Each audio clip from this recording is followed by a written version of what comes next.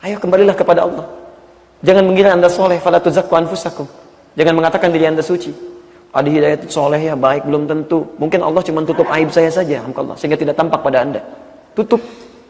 Jadi ketika Anda merasa berbuat salah, selalu ada peluang pintu terbuka untuk berubah menjadi lebih baik. Tapi ketika Anda merasa baik, jauhi itu, karena mungkin Anda terjebak dalam kesalahan.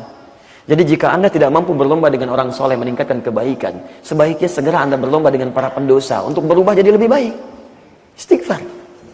Kalau Anda sudah istighfarnya benar, mohon ampun kepada Allah, dosa sudah dihilangkan, di antara tandanya Anda berubah jadi lebih baik.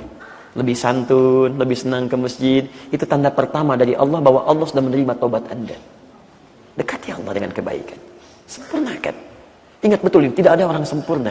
Tidak ada orang sempurna. Ketika Anda berbuat salah, kemudian ada tanda untuk kembali kepada Allah, itu tanda cinta Allah. Dekati Allah, berubah. Mudah-mudahan selalu ingat, kita akan wafat kapanpun. Ketika Anda ingat itu, maka ada dorongan kita untuk berubah insya Allah. Mudah-mudahan diwafatkan dalam keadaan husnul khatimah. Teman-teman, kalau sudah kita dapatkan itu, Masya Allah, wa nudkhilkum mudkhalan kariba. Dan Allah akan masukkan Anda ke tempat masuk yang mulia. Mulia. Ya, jadi bisa diartikan dalam fase dunia, sikap Anda lebih mulia, tutur Anda lebih mulia, sikap Anda lebih mulia, dan bisa diartikan dengan fase akhirat, ditempatkan di tempat mulia di akhirat, di jannahnya. Dan tidak sedikit dulu di masa sahabat Nabi, ada orang-orang tindakannya begitu luar biasa. Banyak maksiatnya. Kalau orang Bandung bilang baragajul katanya, ya, banyak sekali keburukan dan sebagainya, segala halnya gitu kan. Tapi Masya Allah, inilah dia, maut tidak pilih-pilih kapan datang. Begitu muncul tanda untuk berubah, tergerak dia berubah. Bersyahadat kepada Nabi, berjanji untuk tidak mengulangi. Naik ke atas untanya, begitu naik untanya kepeleset, jatuh ke lubang, dia ikut meninggal. Ikut meninggal. Baru mau berubah, taubat, masuk Islam, bersyahadat, meninggal.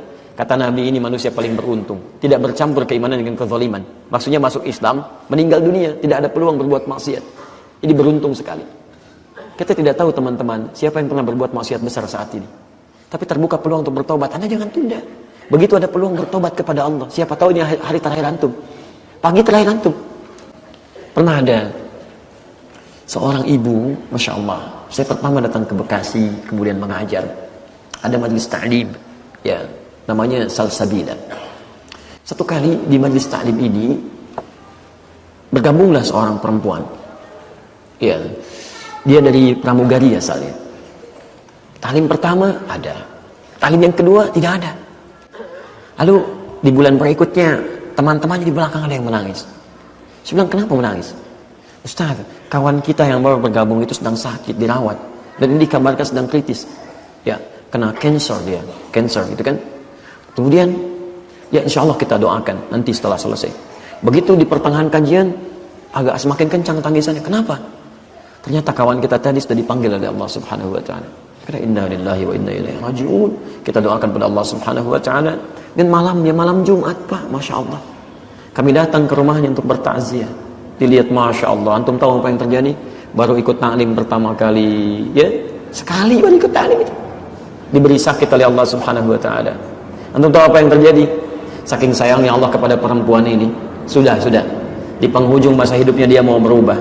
Ya, kemudian dia mau ikut taklim, dia kenakan hijabnya dengan baik, dikasih sakit oleh Allah. Ini sakit itu cuma pengantar saja pada kematiannya. Dirawat di rumah sakit, diisolasi dari manusia. Sudah. Bukankah saat sakit banyak beristighfar kepada Allah?